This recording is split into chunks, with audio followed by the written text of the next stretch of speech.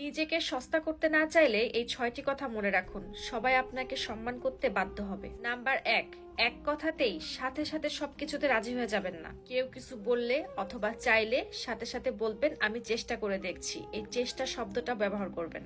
Number 2, কেউ ডাকা মাত্রই সব জায়গায় দৌড় দিবেন না। তবে কারোর বিপদে বা হসপিটালে যেতে হলে সেইখানে কোনো কন্ডিশন ছাড়াই দৌড়াবেন। কিন্তু অন্যান্য ক্ষেত্রে ডাকলেই পাই এমনটা হবেন না। যাবেন কিন্তু একটু ডিলে করবেন। নাম্বার 3, সবার মন জুগিয়ে চলার চেষ্টা করবেন না। শুধু জীবনে কিছু ভালো মানুষকে সিলেক্ট করুন।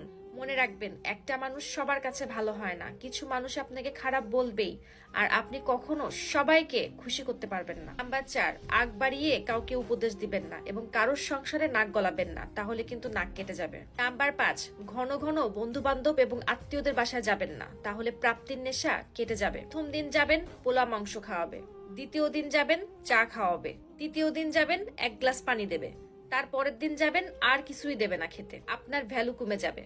বন্ধু বান্ধব আত্মীয় স্বজনের বাসায় প্রতিদিন যাবেন, তারা বিরক্ত হয়ে আপনাকে বলবে আজকে আমরা বাসায় থাকবো না, তুই আসিস না। যে আপনাকে এড়িয়ে চলবে আপনিও তাকে এড়িয়ে চলবেন। যে মানুষটা আপনাকে অ্যাভয়েড করছে তার মানে আপনাকে তার প্রয়োজন নেই। ঠিক তেমনি আপনার জীবনেও তার প্রয়োজন থাকা উচিত না। কিন্তু যারা ভালোবাসবে, সম্মান করবে, আপনাকে মূল্য দিবে, তাদেরকে মাথায় তুলে রাখবেন। কারণ যারা আপনাকে সম্মান দিতে জানে তারাও সম্মান পাওয়ার যোগ্যতা রাখে।